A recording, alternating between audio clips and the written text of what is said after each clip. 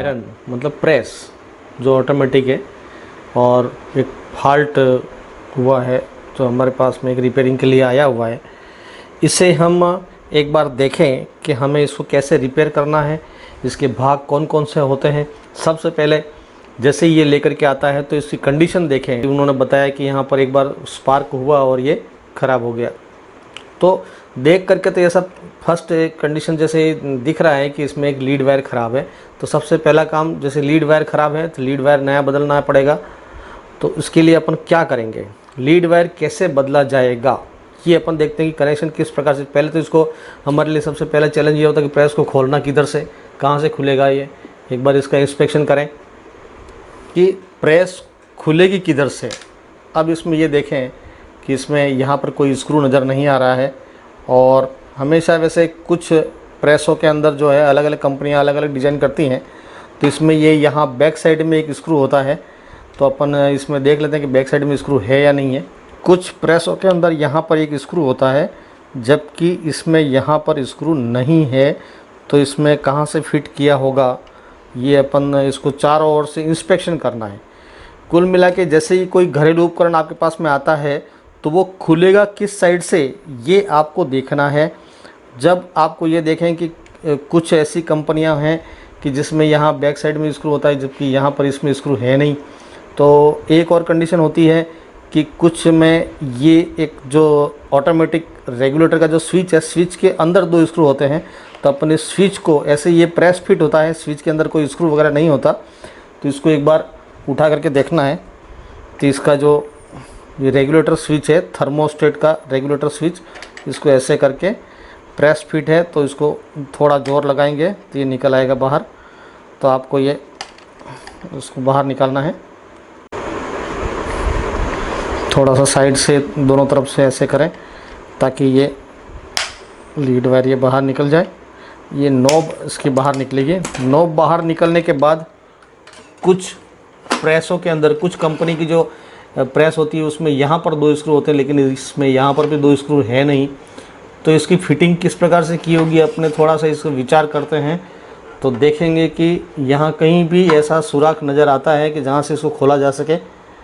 तो अब देखते हैं कि यहाँ गहराई में 2 स्क्रू लगे हुए हैं।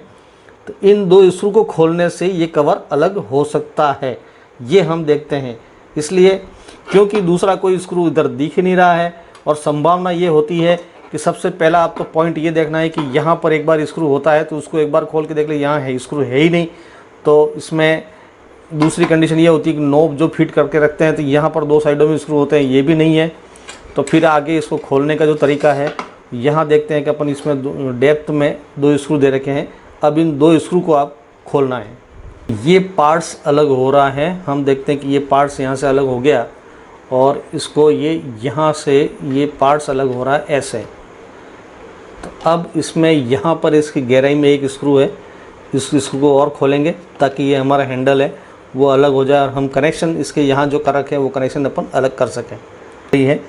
ये थर्मोस्टेट है, इसे हम थर्मोस्टेट कहते हैं। इसके अंदर द्विधातु पत्ती होती है जो अलग अलग कंडीशन में अलग अलग प्रकार के कपड़ों के लिए इसको घुमा के रखते हैं। जैसे इसकी जो नॉब है, जैसे ये नॉब इस प्रकार से सेट होती है। अब ये नॉब जैसे घुमाते हैं नायलॉन कपड़े, सूती कपड़े, तो इस प्रकार से इसमें ये पत्तियों के बीच में प्रेशर कम ज़्यादा होता है। इसके अंदर जो नीचे की तरफ जो बाय मेटल पत्तियाँ हैं, थर्मोस्टेट पत्तियाँ, इस पूरे सिस्टम को थर्मोस्टेट सिस्टम कहा जाता है। ये ऑटोमेटिक प्रेस है जिसमें थर्मोस्टेट लगा होता है। कुछ प्रेसें साधारण होती है जिसमें थर्मोस्टेट नहीं होता। तो ये ऑटोमेटिक में ये थर्मोस्टेट जो होता है वो द्विधातु पत्ती है, उसमें प्रेशर कम ज़्यादा होता है। अगर आपने इसको ऐसे घुमा दिया तो वो कम दबाव से बहुत जल्दी ही गर्म होकर के अलग हो जाएगा। जबकि आपने ये कॉटन के ऊपर कर दिया है तो बहुत ज़्यादा देर तक उसके ऊपर दबाव ज़्यादा लगा दिया तो ज़्यादा देर के बाद पत्ती मुड़ेगी और सर्किट को ब्रेक करेगी। तो ये कम ज़्यादा होने वाला। अब यहाँ पर देखते हैं कि इंडिकेटर है। इंडिकेटर के बाद यहाँ सॉल प्लेट, ये आपके सॉल प्लेट है, सॉल प्लेट और उसके ऊपर जैसे कवर है और इसके अंदर जो है वो ट्यूबुलर टाइप एलिमेंट अंदर लगा करके और इसमें दोनों लीड वायर इसके बाहर लगा रखे हैं। यहाँ पर दोनों लीड वायर यहाँ जोड़े जाते हैं। तो आपका एलिमेंट परमानेंट चालू रहता है। अगर आपको थर्मोस्टेट जोड़ना है तो यहाँ से थर्मोस्टेट में जाएगा, थर्मोस्टेट से निकल करके ना इस टर्मिनल पे आएगा। तो ये आपका थर्मोस्टेट सीरीज़ में हो गया। तो टेम्परेचर जितना चाहिए उससे अधिक टेम्परेचर होने पर ये ऑटोमेटिक कट कर दे। तो ये प्रेस हो गई आपकी ऑटोमेटिक प्रेस। ये फेस का थर्मोस्टेट के थ्रू जाने वाला और थर्मोस्टेट से निकलने वाला अपने कनेक्शन कर रखा है यहाँ एलिमेंट के ऊपर। और ये न्यूट्रल एक कॉमन एलिमेंट इन दोनों पे जुड़ा हुआ है। और ये थर्मोस्टेट का सीरीज़ में थर्मोस्टेट लगा करके और एलिमेंट में सीधा अंदर से जोड़ रखा है। और ये आपका अर्थ टर्मिनल है। बीच में एक इंडिकेटर लगा दिया जो एलिमेंट के साथ दोनों तारों के बीच में एक इंडिकेटर, ताकि आपका जो प्रेस है वो चल रही है कि नहीं वो मालूम पड़ जाएगा। उसके बाद जैसे थर्मोस्टेट कट कर देगा तो लाइट ऑटोमेटिक बंद हो जाए। तो अब अपन इसमें ये अपना नया लीड वायर ले लिया है। नए लीड वायर को पहले एक बार चेक कर लें। टेस्ट हमने कर लिया, टेस्टेड ओके है। तो अब इसमें ये रेड कलर का फेस, ये न्यूट्रल और ये अर्थ तार है, आपको जोड़ना है। अर्थ तार को तो आप यहाँ जोड़ेंगे और न्यूट्रल को यहाँ जोड़ के फेस जो है वो इस प्रकार से जोड़ेंगे। सबसे पहले आपको इसका जो कवर है, कवर की जो सिस्टम है उसके हिसाब से अंदर पिरोते हुए आना है। सबसे पहले ये ग्रिपर है उसको लगा देते हैं अपन। ग्रिपर को कैसे लगाते हैं देख लें कि यहाँ, ताकि बाहर से ये वायर को खींच नहीं जाए और कनेक्शन जितना चाहिए उतना रख करके और अपन इसको यहाँ से ये टाइट कर देते हैं। ये एक क्लैंप होता है, इसको भी ग्रिपर ही बोलते हैं, ताकि ये बाहर से ये खींच नहीं जाए। अब ये उसकी पकड़ हो गई, लीड वायर अंदर से खींच नहीं जाएंगे। अब इनके अपन कनेक्शन करते हैं। कनेक्शन करने के लिए जैसा कि यहाँ आपने देखा कि अर्थ वायर है, हमने इसको टेस्ट कर लिया था। ये अर्थ वायर है। हम सबसे पहले अर्थ वायर जोड़ते हैं। ये हम सबसे पहले अर्थ वायर को जोड़ते हैं यहाँ।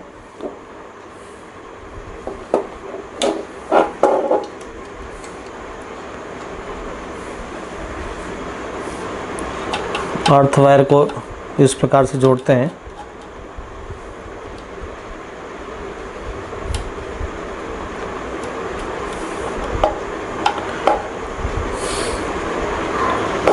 अब आगे एक सप्लाई का जो फेस तार है वो इस टर्मिनल पे जुड़ेगा, जो आपका थर्मोस्टेट वाला हिस्सा था।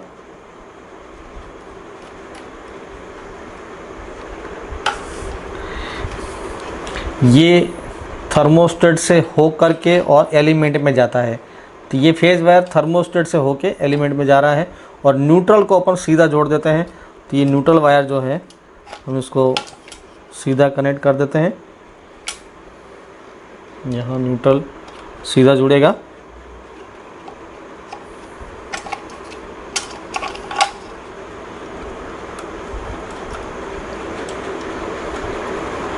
न्यूट्रल को हम सीधा कनेक्ट कर देते हैं।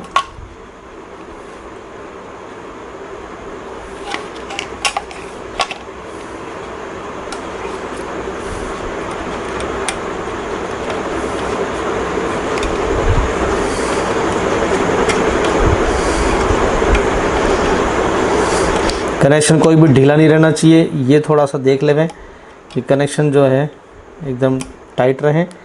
और इसमें एक बार फिर से सभी कनेक्शनों को बारी बारी से देख लें और इन सबको टाइट कर लें।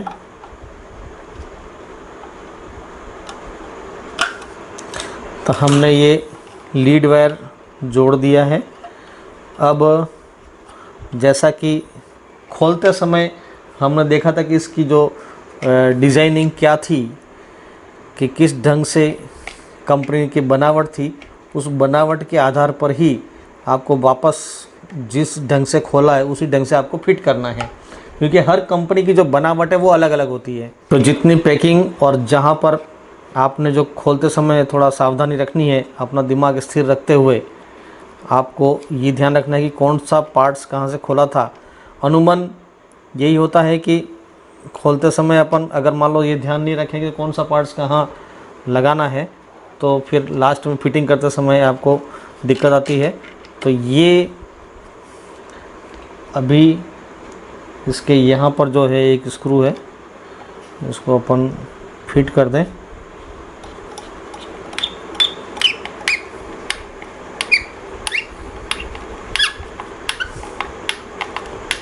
तो ये अभी ऐसे ये फिटिंग हो गया है और सारे कनेक्शन भी हो गए हैं।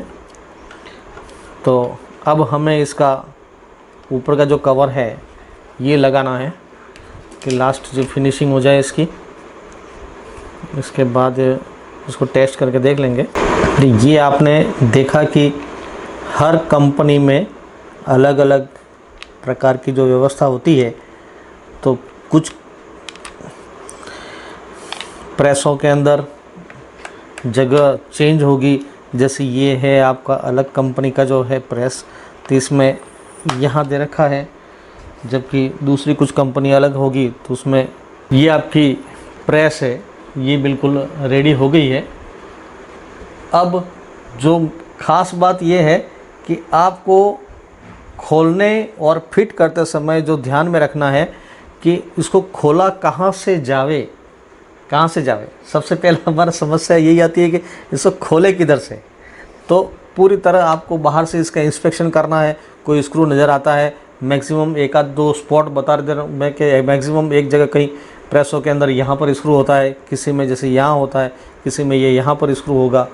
तो इस ढंग से आपको एक बार वॉच करना है कि इस कंपनी की जो बनावट है वो अलग अलग डिज़ाइनिंग होती है। तो डिज़ाइनिंग देख करके ना आप उसको खोलना है, और जैसा खोला है वैसा आपको फिट कर देना है। जो पार्ट्स बदलना है, जैसे हमने लीड वायर बदल दिया, अब अपन इसको चेक करते हैं कि वास्तव में गर्म हो रहा है कि नहीं, और हमारी ये ओके हुई है या नहीं हुई है। अब यहाँ पर ये जो नॉब है इसकी, और ये नॉब जो है वो इस जगह यहाँ फिट होगी। इसके अंदर यहाँ एक वी कट बना हुआ होगा।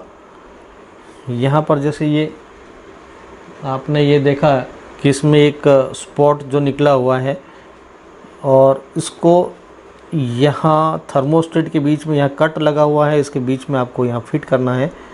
इसकी पोजीशन ये रहेगी, इसकी पोजीशन देख करके आपको लगाना है। और ये प्रेस फिट होता है, केवल इसको ऐसे दबा करके फिट किया जाता है। ये नॉब ये प्रेस फिट है।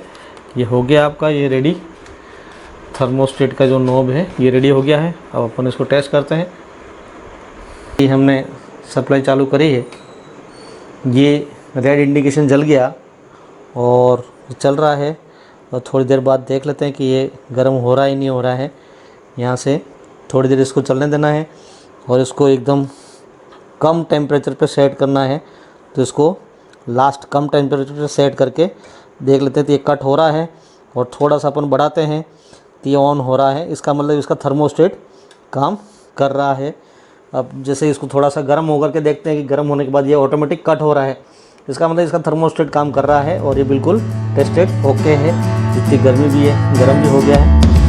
तो इस प्रकार अपन एक घरेलू प्रेस की रिपेयरिंग कर सकते हैं।